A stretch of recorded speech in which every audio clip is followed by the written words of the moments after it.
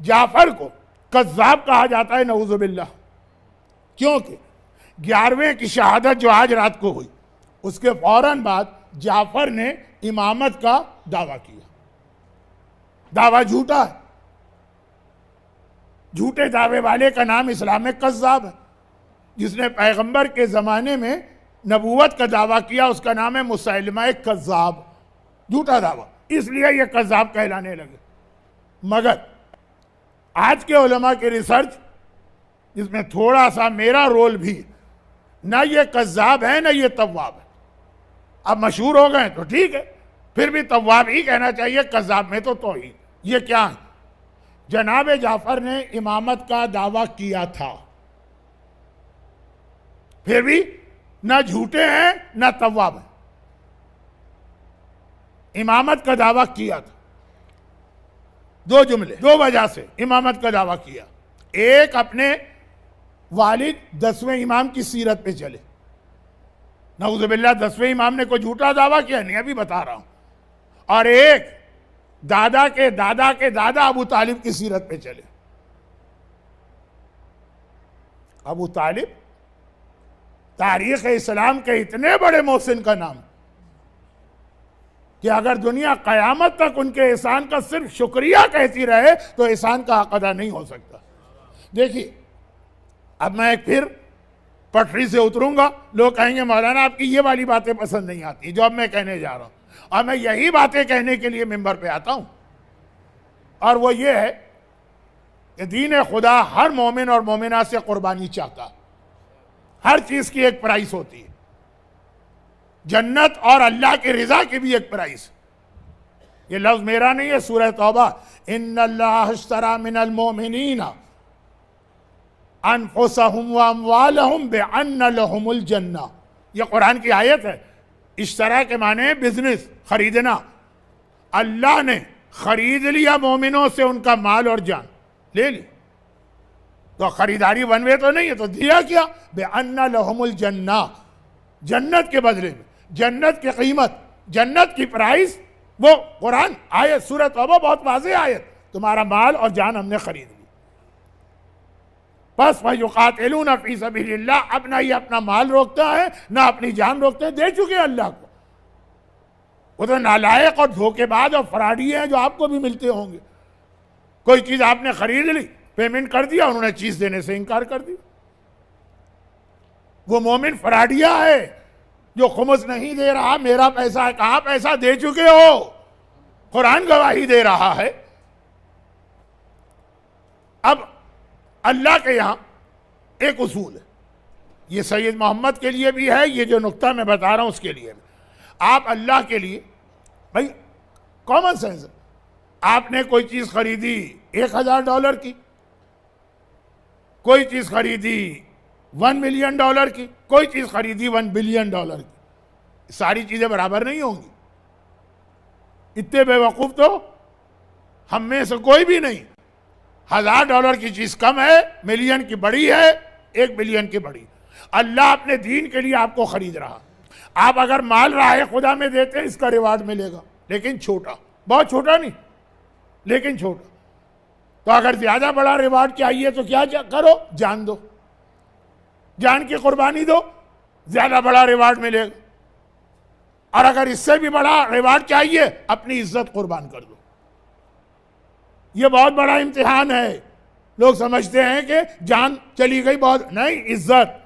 जिंदा हो और ताने सुन रहे हो, टोंटिंग सुन रहे हो, गालियां सुन रहे हो, और सब बर्दाश्त कर रहे हो सिर्फ खुदा के लिए। अहले बैत अतहार की जो मिसालें हैं, मासूमीन को छोड़ी, इस खानदान में 3 आदमी ऐसे जिन्होंने अपनी इज्जत कुर्बान करके अहले बैत को प्रोटेक्शन दिया। पहले का नाम है अबू तालिब। कलमा पढ़ के मुसलमान हो जाते तो जो अबू तालिब प्रोटेक्शन रसूल को दे रहे थे ना, वो नहीं दे सकते। अभी तक तो कुफार मक्का इसी हेजिटेशन में थे कि यह है तो हमारा जैसा, और ये रसूल को पनाह दिए हुए, अब हम कैसे इसको नुकसान पहुंचाएं। अबू तालिब, आज तक अबू तालिब पे इल्जाम लगता है काफिर है। दो मुझे गालियां, मेरा मकसद है अपने बेटे मोहम्मद को बचाना। अपनी इज्जत कुर्बान कर दी। आज तक अबू तालिब के कुफ्र पर किताबें लिखी जा रही। दूसरी बड़ी शख्सियत है मोहम्मद हनफिया। करबला के वाकये के बाद यजीदियत की सारी तवज्जो थी सज्जाद पर। यह इमाम है। मोहम्मद हनफिया ने कहा मैं इमाम हूं। अब बड़ा खुश हुआ यजीद, खानदान के अंदर फूट पड़ गई।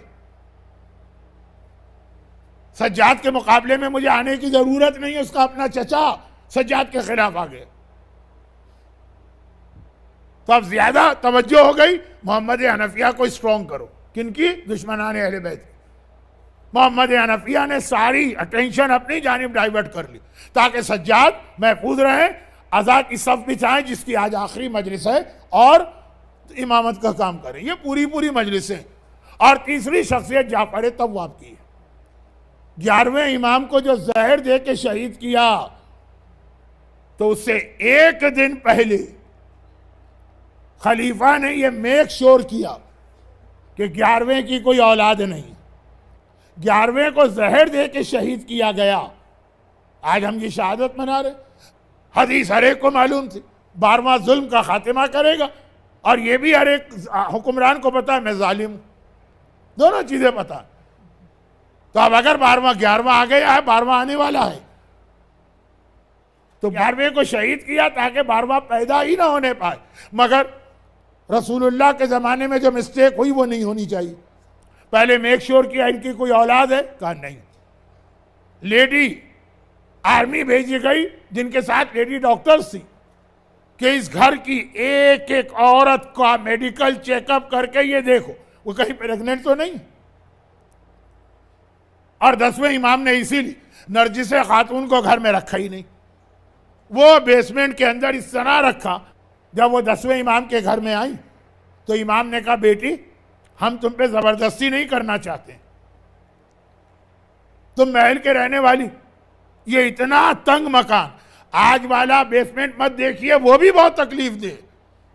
अभी भी अरबईन में कितने लोग जख्मी हुए, लेकिन उस वक्त तो बहुत ही तंग। कहा कि बेटी हम तुम पे फोर्स नहीं करना चाहते, बड़े बड़े महल में रहने वाली ये छोटा सा कमरा, इसी में जिंदगी गुजारना होगी। ना फ्रेश एयर, ना सूरज की रोशनी, पूरी दुनिया से छुपकर, बहुत मुश्किल है औरत के लिए इस तरह से रहना। तो अगर तुम चाहो तो आजाद हो। तुम कलमा पढ़ चुकी थी, काफिरों से तुम्हें छुड़ाना हमारी जिम्मेदारी थी। यहां ले आए इस्लामी दुनिया, कहीं भी चली जाओ। और नरजिस खातून का जवाब क्या था कि आका अगर मुझे आरामदेह और अच्छी जिंदगी चाहिए थी तो अपने दादा का महल ही क्यों छोड़ती। वो रोमन एम्पायर, उस जमाने का सीजर। आज भी आप इस्तांबुल में जाके इनके महल देखिए कितने शानदार। वैसा मुझे महल मिलेगा कहां। मैं तो वो छोड़ के इसलिए आई कि मुझे ऐश व आराम नहीं चाहिए, मुझे तो वो खुशखबरी चाहिए जो मेरी शहजादी फातिमा ने ख्वाब में आकर मुझे दी थी कि तुम मेरे 11वें बेटे की बीवी बनोगी और वो बेटा तुमसे पैदा होगा जो सारी दुनिया में हुकूमत करेगा और इस्लाम कायम करेगा। 10वें ने कहा इसकी प्राइस ये है, का कबूल। सारी जिंदगी रही और किसी को नहीं पता। आधी रात को बुलाया गया नरजिस को, दरवाजे से नहीं बुलाया गया, हकीमा खातून के घर के अंदर से, अंदर से बुलाया गया। जैसे यहीं फौरन बेसमेंट में भेज दिया और सारी जिंदगी वहां रही, वहीं इंतकाल हुआ, ताकि जब आज की रात 11वें शहीद होंगे और कल की सुबह एक मर्तबा फिर इस घर की तलाशी होगी, शायद कोई बच्चा निकल जाए, मिल जाए, तो नरजिस खातून का किसी को पता ना चले। मगर फिर भी ये डर था, ये गद्दार हर जगह होते हैं। कोई चाहने वाला पैसे के लालच में ये कह सकता है।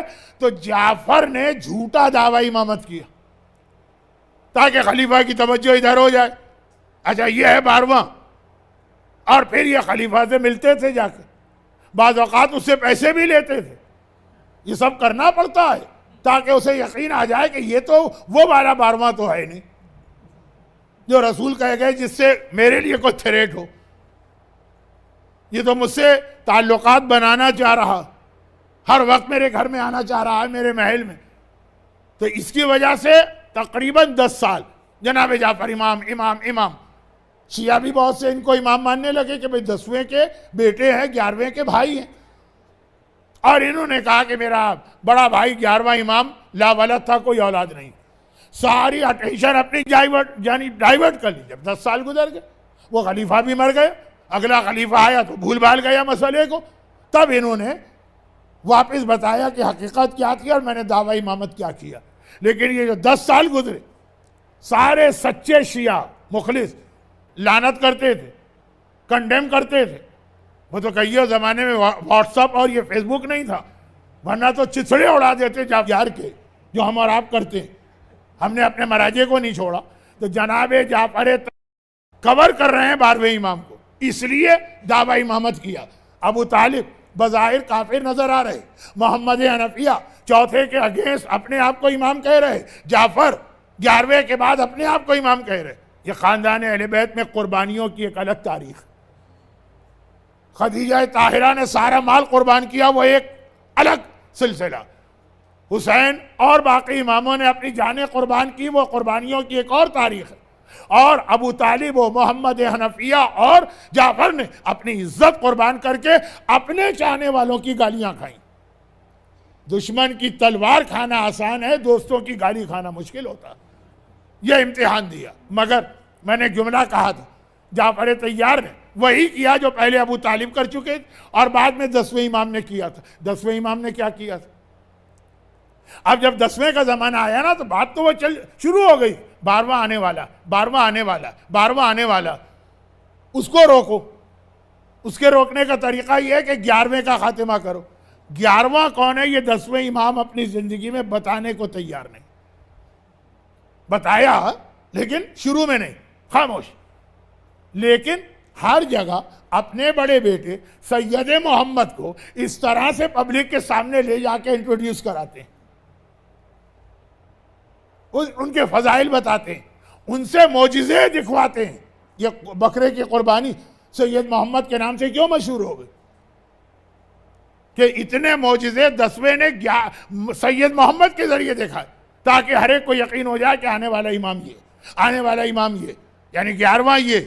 तो अब इस पे हमला करके इसको मार दो तो 12वां पैदा नहीं होगा। जाफर तो बाद में आए। ये 10वें इमाम की जिंदगी में आपके इल्म में है कि 10वें इमाम कितने साल इमाम रहे? 33 ईयर्स तक 10वें ने 11वें का नाम ही नहीं लिया। बस बेटे पैदा होते जा रहे, नाम रखते जा रहे। हर जगह 33 साल आउट ऑफ 35 सैयद मोहम्मद को सामने रखा। सारे दुश्मन मुतवज्जे हुए। चुनांचे आखिर में फिर जहर दे के इनको दुजैल में शहीद किया गया, जो आज बलद कहलाता। उनकी जियारत में भी ये जुमला, ये कुर्बान हो गए अपने छोटे भाई हसन अस्करी पर, ये कुर्बान हो गए अपने भतीजे इमाम ज़माना पर। 33 साल तक दुश्मन इनके पीछे पड़े रहे, हमले भी होते रहे, आखिरी हमले में शहीद हो गए। अब इनका शहीद होना भी ज़रूरी था, क्योंकि अब 10वें इमाम की ज़िंदगी के 2 साल रह गए। अब 11वें, असली 11वें को तो लाना है सामने। तो अब ये शहीद हो गए, 2 साल 10वें इमाम और रहे और अपने बेटे 11वें का इंट्रोडक्शन शुरू कराया। कल की तकरीर याद रखिएगा, मरजइयत वाली, जो कल हो चुकी। 2 साल बहुत शॉर्ट पीरियड है खबर फैलने की। ये आज नहीं है कि अभी कोई वाकया हुआ और आपने घटाघट पूरी दुनिया में व्हाट्सअप कर दिया। 2 साल में तो बगदाद से मदीने भी खबर मुश्किल से पहुंचेगी।